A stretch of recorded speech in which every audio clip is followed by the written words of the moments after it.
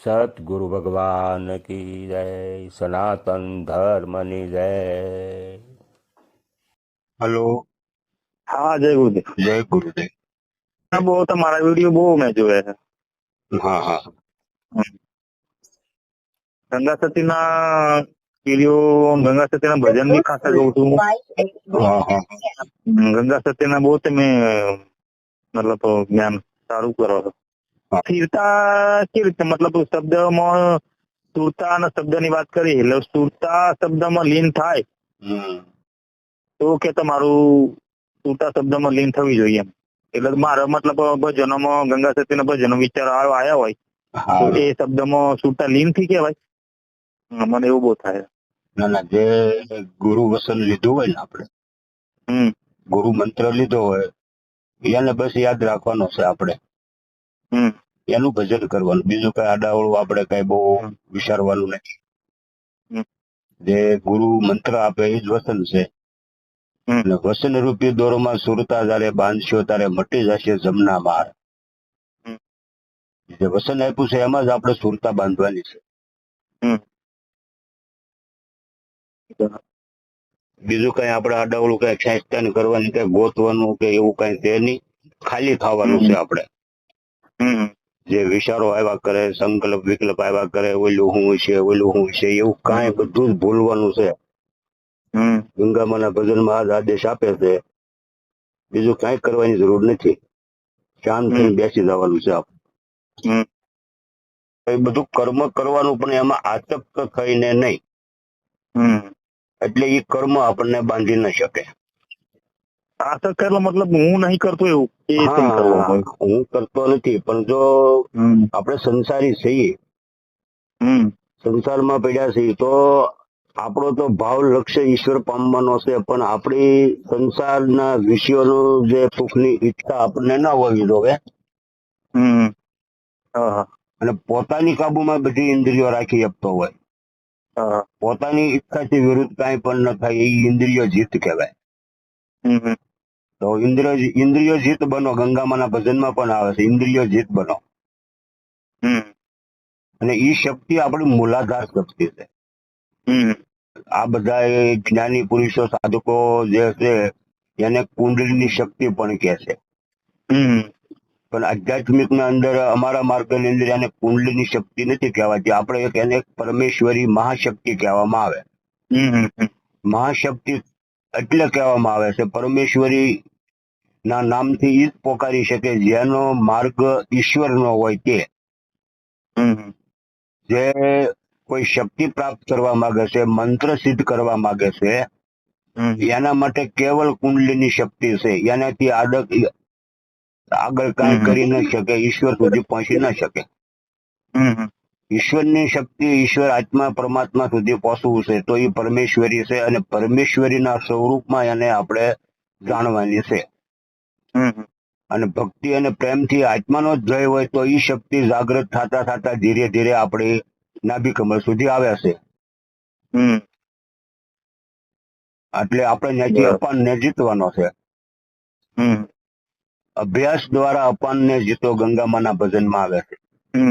અભ્યાસ દ્વારા અપાન જીતો, અપાનને જીતો, એની સાથે જે આપણી શક્તિ ઉપર આવે છે, એટલે ઉર્જા શક્તિ આપણી નાભી કમળમાં આવે છે, જે આપણે કુંડલીની શક્તિ કહીએ છીએ, એ આપણી નાભી ચક્ર આવે એટલે એનું સ્વરૂપ બદલી જાય, એટલે નાભીમાં એ પરાશક્તિ છે, અને પરાશક્તિમાંથી ઉલટ દમ લગાયો, ગગનમાં નિરખતું જાગીને અનહદ નાદ સંભળાયો, આ જે ભજન આવે છે, તો આપણા જે આ પ્રાણ દ્વારા નાભી ચક્રમાંથી જે પરાશક્તિ છે એને પિંગલાને એક થાય એટલે આપણી સૂક્ષ્મણા જાગી જાય છે, સૂક્ષ્મણા જાગે એટલે એના દ્વારા એ જે પરાશક્તિ છે એનાથી સ્વરૂપ બદલી અને આપણી ઉપર ચડે છે, અને જયારે શીતની અંદર પ્રવેશે એટલે એને શીતી શક્તિ કહેવામાં આવે છે।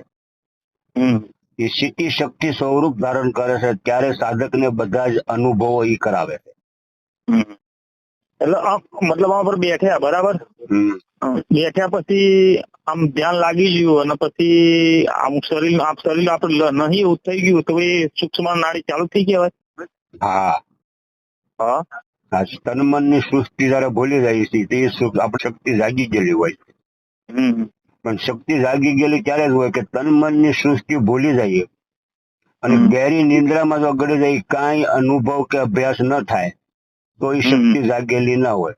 તન મન ની સૃષ્ટિ ભૂલી જાય અને પરમાત્મામાં જો તાર લાગી ગયેલો હોય તો એ શક્તિ જાગ્રત હોય છે. તો અનુભવ એટલે બેઠા પછી એનો કેવો અનુભવ થવો, મતલબ પ્રકાશ થવો જોઈએ કે એવો અનુભવ એટલે આનંદ આવવો જોઈએ? ના ના ના, એવું કઈ ના થાય. આત્માનો આપણે સાક્ષાત્કાર થાય. આમાં શું છે, આખું પ્રણાલી કે આ કોઈ એક સત્સંગમાં સમજી જાય એવી વાત નથી. અને લાંબો સત્સંગ જોવે અને નિત્ય સત્સંગમાં રહેવું જોવે. અને પ્રથમ તો આપણે ગુરુ દીક્ષા લીધી હોય તો એની અંદર આ બધું આપણને સમજાવી દે કે કેમ અભ્યાસ કરવો, કેમ ધ્યાન કરવું, કેમ ધારણા કરવા, અને કઈ રીતે મન પવન ને બાંધવા, નાભી કમરથી પવન ને કેમ ઉપર ચડાવવો. અને પ્રથમ તો આ બધું જ છોડી દેવાનું છે. આપણે પ્રથમ ઓહમ સોહમ રૂપી જે આત્મા છે એનો સાક્ષાત્કાર પ્રથમ કરવો પડે, પછી જ બધા અનુભવ ને અભ્યાસ થાય એ હાથા આવે. એની પેલા જ્યોત દેખાય, કોઈને પ્રકાશ દેખાય, કોઈને લાલ પીળો રંગ દેખાય, કોઈને ચિત્તમાં કોઈ ભગવાનના ચિત્ર દેખાય છે. મને દેખાય એ વાતો ખોટું નથી. એ પ્રકાશ ની બધું છે એ તમને દેખાય છે, એ તમને શક્તિ બતાવે છે કે તમે સહી માર્ગ ઉપર છો, પણ તમારો લક્ષ્ય બદલવાનો છે. શક્તિ જાગ્રત છે, તૈયાર છે તમને અભ્યાસ કરાવવા, અનુભવ કરવા, ઈશ્વર સુધી પહોંચાડવા માટે તૈયાર જાગ્રત છે. એટલે તમને આવા રંગ રૂપ બતાવે છે. પણ ગુરુ પાસેથી આદેશ લઈ અને આપણો લક્ષ્ય બદલવાનો છે. બસ, બીજું કાંઈ કરવાનું નથી આમાં. અને ભક્તિ જ્ઞાન માર્ગમાં આમાં પહોંચવા માટે કોઈ અઘરી વાત નથી. કોઈ સાધના બાબત એવી કોઈ અઘરી બાબત નથી. બહુ સરળ ને સીધી માર્ગ છે. એટલું બધું અઘરું હોય તો આ માર્ગમાં કોઈ હાલી નહીં શકે. સીધો માર્ગ છે. કેવળ માર્ગદર્શક જોવે કે આમાં કોઈ આમાં આધ્યાત્મિકમાં ઉતરેલો હોય, જે અનુભવી હોય, અભ્યાસી હોય, ભજનમાં રહેતો હોય, માન સન્માનમાં કે જાતો ન હોય, આને અભ્યાસી હોય. કોઈ મહાત્મા હોય, કોઈ જ્ઞાની હોય, કોઈ આનો અનુભવી હોય, આમાં જે ઉતરેલો હોય, જેની સોહમના સાક્ષાત કરેલા હોય, એવા કોઈ મહાપુરુષ હોય તો એવા પાસેથી આપણે આ બધું જાણી લેવું જરૂરી છે. તો આપણે માર્ગ સાચો મળી જાય અને આપણો સમય બગડે નહીં. લક્ષ્ય તમારે બદલવાનું છે. જે શ્વાસમાં તમને ધ્યાન ગુરુજીએ કીધું છે ત્યાં જ ધ્યાન રાખવાનું, અને એ ધ્યાન ના રાખો છો. શ્વાસમાં ધ્યાન રાખવાથી તમને કઈક પ્રકાશ થયો ને, તો શ્વાસમાં ધ્યાન રાખવાથી જો પ્રકાશ થયો હોય તો તમે જેનાથી જે વસ્તુ ઘટી છે તો એ વસ્તુ તમે છોડી ન દો. એટલે પ્રાણમાં જે તમારો શ્વાસમાં ધ્યાન રાખવાનું ગુરુજીએ કીધું છે. પછી અંદર ગમે એવી ઘટના ઘટે તો તમારે શ્વાસને છોડવાનો નથી, એને ખાલી જોવાનું, એમાં ઉતરવાનું નથી. એટલે અહીંથી આપણે સાધક ભટકી જાય છે, એટલે ત્યાંથી આપણી લાઈન છૂટી જાય. ગમે એવો પ્રકાશ થાય, ગમે એવી જ્યોત થાય, પણ આપણે શ્વાસમાં જે લક્ષ્ય બાંધીને બેઠા છીએ એમાંથી છૂટવાનું નથી. એટલે આપણો ધ્યાનમાં સાધના માર્ગ આગળ વધશે અને નવા નવા અનુભવ થાય છે. સાધકના ધ્યેય ઉપર, એની લગ્ન ઉપર, એના પ્રેમ ઉપર બધો આધાર રહેશે. હા, ધ્યાનમાં બેસો એટલે તમે શ્વાસમાં ઉતરો એટલે તમારે વિચાર આવે જ નહીં. વિચાર શૂન્ય થઈ જાય. શૂન્ય થઈ જાય એટલે તમે પ્રાણમાં ઉતરી ગયા, એટલે વર્તમાનમાં આવી જશો. વર્તમાનમાં આવી જશો એટલે તમારો પ્રકાશ થાય તો એ તમને ત્યાંથી ખેડવા માંગે. તમારે શ્વાસમાં જ ધ્યાન રાખવાનું છે, ત્યાંથી જ તમે આત્મા સુધી પહોંચી શકશો.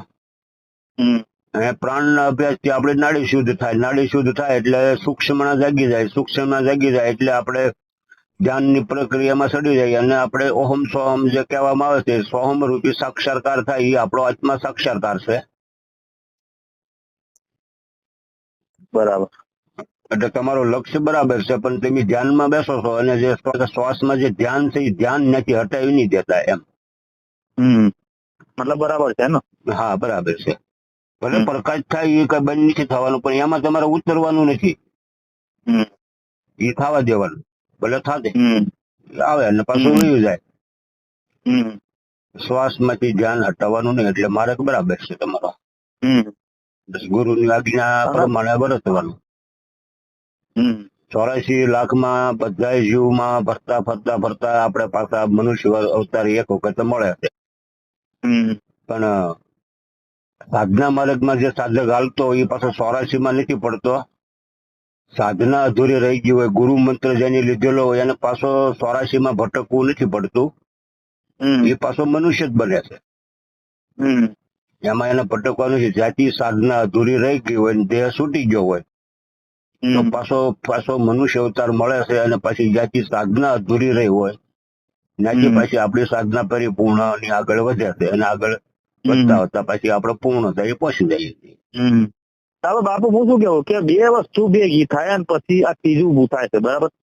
હે? તો આત્મા તો જન્મતો નહીં, મરતો નહીં. હા તો બે વસ્તુ ભેગી થયા પછી આ જીવનો જન્મ થાય એમ કે. હા જીવ તો આત્મા મરતો નથી, જન્મતો નથી, આવતો નથી, જાતો નથી. હમ પણ સુરતા રૂપી જે આપણી વાસનાઓ છે, આપણા વિષયોમાં આપણા કર્મો જે બનાવ્યા છે, હમ એ કર્મથી જ આપણો જન્મ થાય છે. આત્મા તો કર્મથી અખંડ છે, જન્મ થાય. અમર છે, એ આવતો નથી, જતો નથી. આપણી વાસના જ આપણો જન્મ લે છે. અને પણ એકનો એક આમ કે છે કે એકનો અનેક થયો હોય તો આમાં અનેક થશે, એ તો અનેક થાતા થાય એમ. કેમ કેમ એક જ હતો ને, એક જ આત્મા હતો, એનો અનેક થઈ ગયો. હા એકનો અનેક થયો એવું કે છે ને મહાપુરુષો. નરસિંહ મહેતાએ કીધું એકનો અનેક થયો, એક જ તે સુધરી બગડ્યાથી બગડ્યું, એ નરસિંહ મહેતા બોલ્યા. હા એ આપણે એકનો એક જ આત્મા તો એક જ છે, પણ જેટલા જીવાત્મા છે એ એકમાંથી અનેક રૂપમાં આપણને દર્શાય છે. અને જેટલા છે એટલા બધા ગુણ અલગ અલગ હોય. એકમાંથી અનેક સ્વરૂપ એની ધારણ કર્યા છે. અને બધામાં જે વ્યક્તિ આપણા સંપર્કમાં આવતી હોય કાયમને માટે, એ બધા આપણા જ કર્મ કરેલા હોય છે. એમાં એની પાસેથી આપણે રેણી કેણી આગલા જન્મની આ જન્મનું જે કઈ કર્મ લેણ દેણ હોય બધી એના દ્વારા આપણી પૂરી થાય છે. આપણી સાથે જે રહેવા વાળા હોય એ આપણા જ કર્મનું ફળ હોય છે.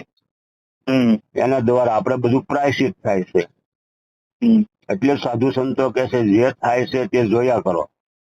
કેમ કે જે આપણે આવી જે ઘટના ઘટે, આપણી સાથે જે માણસો હોય, આપણી સાથે જે વ્યવહારો કરે, હારો મોળો, એ બધા આપણા કર્મનું ફળ હોય છે. એટલે એ આપણે બધું સમજીને સુખ રહેવાનું, આપણે ભોગવી લેવાનું. એટલે આપણું કર્મનું પ્રાયશ્ચિત થઈ જાય. કોઈ કારણ વગર કાંઈ વસ્તુ થતી નથી. આપણને કોઈ ગાળી દીધી છે તો આપણું કંઈક આગલા પગલનું પડ્યું હોય તો જ આપણને એ ગાળી દે, ને કે ગાળી દે કેમ. તો એ ગાળી દીધી ને આપણે સહન કરી અને સમજીને ચૂપ રહી ગયા એમ માની લેવાનું, આ તો કંઈક મારું પડ્યું હશે તો જ મને આમ કંઈક કીધું છે. તો જો એ ઝાર પી ગયા તો આપણો કર્મનું પ્રાયશ્ચિત થઈ ગયું, તો આપણે મુક્ત થઈ ગયા. અને જો મને ગાળ કેમ દેવાય છે એમ કહીને આપણે હામી જઈએ તો આપણું કર્મ એક તો મટાડ્યું ને બીજું ઊભું કર્યું. આવી રીતે બીજી પ્રણાલી હાલતી હોય. અને આપણને કોઈ ઉકાળા ટોકારા ન બોલાવે, ખાલી આંખું દેખાડે ત્યાં આપણે અંદરથી હળગવા મળતા હોઈએ તો આપણે કેમ સોખા થઈ શકીએ? હા, એટલે સમજીને સુખ. એટલે પ્રથમ આપણી સાધના જ સાચી એ છે કે આપણે રેણી કેણીમાં ઉતરવું એ જ સાચી સાધના. મૂળ સાધના એ વિવ્યક્તિ બોલવું, વિવ્યક્તિ રહેવું, વિવ્યક્તિ બધું સમજવું, રેણી કેણીમાં ભૂલ નહીં પડવા દેવાની, બધાને આદર્શ આપવાનો, વડીલોને માન સન્માન આપવું, આ બધી આપણે રેણી કેણી છે. આ સાચી સાધના છે. અને આ સાધના ના કરીએ અને ભગવાનની સાધના કરીએ તો એ કઈ ફળવાની નથી. એટલે આમાં તો આપણે ઉતરવું જ પડશે. કાંઈની સરસ છે. અને તમારો ધ્યેય હાસો છે, પણ મેં કીધું એમ તમારો ધ્યેય હવે બદલવા દેતા નહીં. એટલે સાધના આપણે આગળ વધશે. સારું સારું, નામ એડ કરું. મારે થોડું પર્સનલ ફોન કરે બાપુ, બીજું કોઈ વાંધો નહીં. સરસ. સીતારામ સીતારામ. એટલે સીતારામ. ટાઈમ લેન્સ કરે તમારે, એવું નહીં કે ભાઈ રાત્રે કરવું, એવું નહીં કરવું. ટાઈમ છે તમારા બધા બહુ બધા ફોન આવતા હોય એટલે. હા, ફોન તમારે બહુ સારું હોય છે, પણ હવે હા, તમારે કેટલા વર્ષ છે બાપુ? મારા વર્ષ 51, 52 વર્ષ થયા છે. ના, ઉપદેશ મુશ્કેલ આ લાઈનમાં આવ્યા. આ લાઈનમાં આવ્યો અને મારા લગભગ 30 વર્ષ થયા છે. 30 વર્ષ. હા હા. ના, હું કોઈ બાપુ નથી, હું એક સાધારણ માણસ છું અને સંસારિત માણસ છું. અને હા મેં તરીકે છીએ ને બાપુ. હા, ને આપણે કઈ એવા સાધુ કે ભગત કે મહાત્મા કઈ નથી, નાનો એવો માણસ છું, સાધારણ જીવ છું, તમારી જેવો બરાબર. છું. બસ.